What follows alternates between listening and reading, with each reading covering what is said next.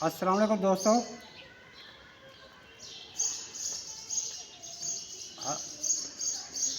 लाखों करोड़ों दुरूद हज़रत मोहम्मद सल्लल्लाहु अलैहि वसल्लम की ज़ात अक़दस पे, जो मेरे आपके और तमाम मुसलमानों की आका है। दोस्तों, आज की व्लॉग के साथ मैं हूँ मोहम्मद असलम कोकर आपकी खिदमत में हाजिर। दोस्तों, आज के दिन के हवाले से हम गुफ्तगू करेंगे और हमें माजी में जाना पड़ेगा आज से 105 साल कबल। ठीक आज से 105 साल कबल यानी 13 अप्रैल 1919 को एक ऐसा सान्या हुआ जिसे आज तक हम भूल नहीं पाए और शायद कभी भूल भी ना पाए। ये साने की याद नस्ल दर नस्ल हमारे दिलों में आ रही है, हमें याद आती है इसकी, और हम ये दिन मनाने की कोशिश करते हैं एक सोगवार के तौर पे। इस दिन की अहमियत ये है कि ठीक 105 बरस कबल आज ही के दिन यानी 13 अप्रैल 1919 को जब यहाँ ब्रिटिश सरकार की गवर्नमेंट थी, उस गवर्नमेंट ने यह किया कि कानून नाफज किया, रूल्स एक्ट। और उस रूल्स एक्ट का मतलब यह था कि आप किसी को भी बग़ैर वजह बताए पुलिस कस्टडी में रख सकते हैं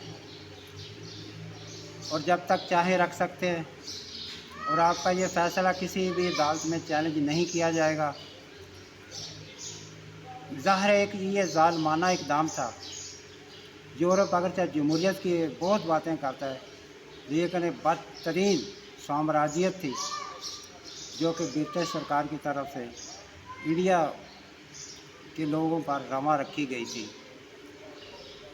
दोस्तों, हुआ यह था कि इस एक्ट के ख़िलाफ़, इस कानून के ख़िलाफ़ पंजाब के लोगों ने अमृतसर में जलियांवाला बाग में एहतजाज करने का फ़ैसला किया। ये एहतजाज इसलिए भी था कि कुछ मकामी लोगों को जो इसके ख़िलाफ़ बोलते थे, इसके ख़िलाफ़ एहतजाज कर सकते थे, कर रहे थे, उनको गिरफ़्तार कर लिया गया था। बड़े नामवर लोग थे, उसके ख़िलाफ़ एहतजाज हो रहा था। उस एहतजाज में सभी लोग शामिल थे, हिंदू, मुस्लिम, सिख, दीगर कौमों के लोग भी होंगे, बरादरियों के लोग भी होंगे। और सब जानते हैं कि जनरल डायर के हुक्म से जो मज़ालम हुए, जिस तरह गोलियां चलाई गई, कम से कम 1900 लोगों को गोलियों का निशाना बनाया गया, जिसमें 400 से ज़्यादा लोग शहीद हुए, जिनमें बच्चे, ख़वातीन, बुज़ुर्ग और आम जवान भी शामिल थे। 1900 ज़ख्मी थे और दीगर लोग भी थे। बहरकैफ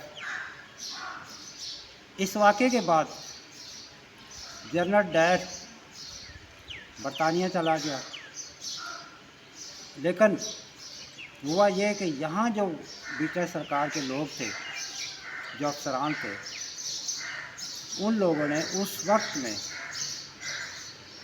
20,000 पाउंड जमा किए और उसको एक जड़ाऊ तलवार पेश की गई जनरल डायर को, और उस पर लिखा था पंजाब का निजात दहिंदा।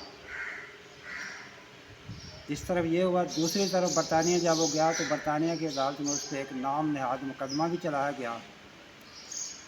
उस मुकदमे में ये फैसला आया कि जनरल डायर ने अपने फ़राइज़ मुनसबी अदा किए थे, वो इस अपना सारा किरदार करने में इस खुले कत्ल-ए-आम करने की वो हक़ रखते थे। उन्होंने अपना हक़ इस्तेमाल किया और लोग मारे गए। जनरल डायर इससे बिल्कुल बरी किया जाता है, उसको बरी कर दिया गया। ये तमाम वाक़यात। दूसरी तरफ हुआ ये कि पंजाब के नौजवान जो थे वो इसके ख़िलाफ़ एक भरपूर एहतजाज क्या बल्कि एक बदला लेने की कोशिश में थे। उस वाक़े में जलियांवाला बाग में जो हुआ था सान्या, उसमें भगत सिंह भी मौजूद थे, लेकिन उस वक्त उनकी उम्र फ़कत 12 साल थी। अलबत्ता एक और नौजवान جس کا نام ادھم سنگھ تھا۔ یہ منظر میں بندہ بہت کم ہے، منظر میں نظر نہیں آئے گا، کم ہی آتا ہے۔ البتہ انڈیا کے سوشل میڈیا میں اور فلموں میں یہ کردار ہے، لیکن ہمارے یہاں بہرحال مخصوص حالات کے باعث اس کردار کی کوئی زیادہ اہمیت نہیں دی گئی۔ چند لوگ ہیں جو اس کا ذکر کرتے ہیں اور اس کی اہمیت تسلیم کرتے ہیں۔ اس واقعے کے بعد ادھم سنگھ نے بھرپور طریقے سے آزادی کی جدوجہد میں حصہ لینا شروع کیا اور ایک نامور آزادی کا مجاہد ٹھہرا۔ 1931 میں ادھم سنگھ جیسے تیسے انگلستان پہنچا اور وہاں کے جو آزادی پسند تھے وہاں انڈیا کے، ان لوگوں سے رابطہ کیا، ان سے رابطے میں ہوا، ملاقاتیں کی اور آزادی کی جو بھی آواز وہاں اٹھا سکتے تھے وہ اٹھاتے رہے۔ البتہ ہوا یہ کہ اسی دوران اس کی ملاقات آئرلینڈ کی ایک آزادی پسند خاتون سے ہوئی۔ ملاقات تو اچانک ہوئی لیکن یہ ایک اچھی دوستی میں تبدیل ہو گئی۔ چنانچہ اس کے معرفت ادھم سنگھ جو ہے وہ جنرل ڈائر تک پہنچا۔ اس نے پہلے تو اس کی ملازمت اختیار کی، وہ چاہتا تو اسی ٹائم ہی اس کو قتل کر دیتا، لیکن اس نے ایسا نہیں کیا۔ اس کا موقف یہ تھا کہ اگر میں ایسا کروں گا تو لوگ انڈین یا دوسرے ملازمین پہ بھروسہ نہیں کریں گے، چنانچہ یہ مزدوروں کی، محنت کشوں کی بدنامی کا باعث بنے گا، لہٰذا میں اس کو کسی کھلی جگہ پہ کسی اور طریقے سے ماروں گا۔ چنانچہ اسی طاق میں رہا۔ البتہ ہوا یہ کہ 1940 میں 13 مارچ کے دن جنرل ڈائر کینگسٹن ہال لندن میں ایک گفتگو کرنے آیا، عام لوگوں سے اسے گفتگو کرنا تھی۔ جیسے ہی وہ آیا، لیکن پروگرام کے مطابق ادھم سنگھ ایک کتاب کے اندر ایک پستول چھپا کر لے گیا اور جا کے عام لوگوں میں بیٹھ گیا۔ لیکن جیسے ہی جنرل ڈائر نے اپنی تقریر شروع کی تو ادھم سنگھ نے اپنی پستول نکالی اور جنرل ڈائر پر پے در پے وار کیے، فائرنگ کی، جس سے وہ موقع پاری واصل جہنم ہو گیا۔ ادھم سنگھ گرفتار ہوا، اس پہ مقدمہ چلا۔ ہاں یہ ضرور ہوا کہ جب جنرل ڈائر کی خبر ہندوستان میں پہنچی، گاندھی جی جو کہ ہندوستان کی آزادی کے ہیرو سمجھے جاتے ہیں، انہوں نے کیا کیا؟ انہوں نے جنرل ڈائر کی موت کا افسوس کیا برٹش سرکار سے اور جنرل ڈائر کے لواحقین سے کہ مجھے بڑا افسوس ہوا جنرل ڈائر کو اس طرح قتل کر دیا گیا ہے، لہٰذا میں تعزیت پیش کرتا ہوں، تعزیت قبول کی جائے۔ یہ گاندھی جی کے الفاظ تھے۔ کیا کہہ سکتے ہیں، گاندھی جی کی اپنی ایک شخصیت تھی، اب اس سے آگے ہم کیا بولیں۔ بہرحال یہ عمل ان کا صحیح نہیں تھا، ہم یہ کہہ سکتے ہیں۔ البتہ رام گڑھ کے اجلاس میں جب کانگریس کا اجلاس جاری تھا تو سبھاش چندر بوس جو کہ تحریک آزادی کے نامور ترین رہنما تھے، جنہیں نیتا جی بھی کہا جاتا تھا، انہوں نے یہ کہا کہ آج ایک پنجابی پاگل نے جلیانوالہ باغ کا حساب چکتا کر دیا۔ یہ بات جب ادھم سنگھ کو بتائی گئی لندن میں تو وہ بہت خوش ہوا، اور وہ پہلے بھی نیتا جی کا بڑا احترام کرتا تھا اور اس کے دل میں مزید احترام پیدا ہوا۔ دوستوں، اس کو جب بھی عدالت میں پیش کیا جاتا ادھم سنگھ کو تو وہاں کی عدلیہ کی، وہاں کے ججز کی وہ توہین کرتا، اور اپنی زبان پر اس کو اتنا فخر تھا کہ وہاں پنجابی میں گفتگو کرتا، حالانکہ انگریزی جانتا تھا۔ وہ اسے بولتے کہ تم انگلش میں بات کرو، اس نے بولا کیوں کروں، میں اپنی مادری زبان میں کروں گا، میں تم سے کم تر نہیں ہوں۔ यहाँ तक कि उनको वो कुत्ते और इस किस्म के अल्फाज से भी नवाजता। खौफ तो था नहीं, उसको पता था फांसी तो इन्होंने देनी है। अब रोने पीटने से या एहतजाज वो हाथ जोड़ने से तो कोई फ़ायदा नहीं है। चुनांचे ये सब हुआ। बिल आखिर 1940 में 1940 का ही वो वाक़या था जब उसने जनरल डायर को कत्ल किया, और 1940 उसी बरस उसको फांसी पे चढ़ा दिया गया। दोस्तों, उधम सिंह फांसी पाने के बाद अपने नज़रिए का शहीद ठहरा।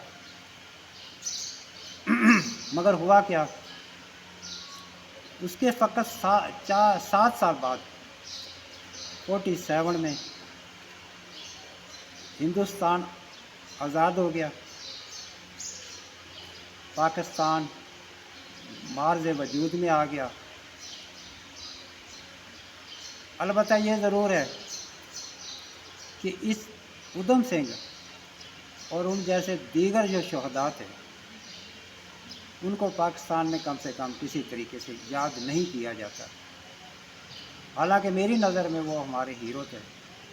उन्होंने जो कुछ किया अपने वतन की आज़ादी के लिए किया। उस टाइम आज के खाली इंडिया के रकबे की बात नहीं, पाकिस्तान भी उस टाइम इंडिया का हिस्सा था। वह पाकिस्तान की इस जद्दोजहद में इन जैसे लोगों का भी हिस्सा था। दीगर लोग हमारे मुसलमान के तौर पे भी कह लें, मुसलमान भी थे, हिंदू भी थे, सिख भी थे, सारे थे।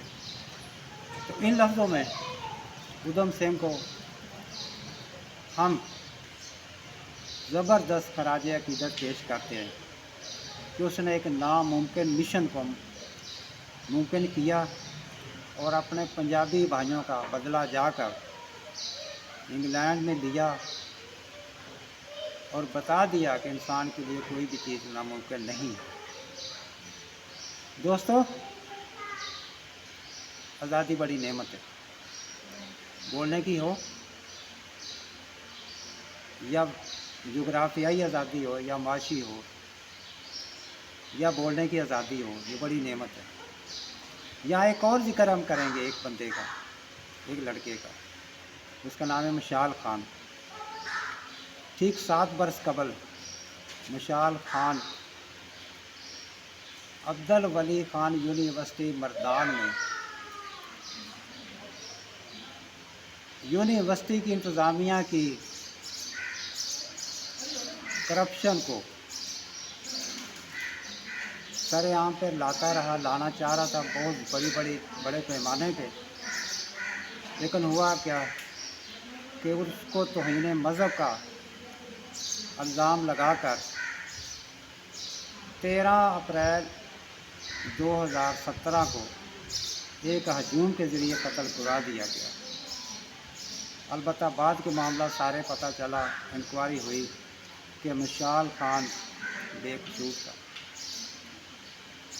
बहरहाल इस किस्म के लोगों को सोचना चाहिए,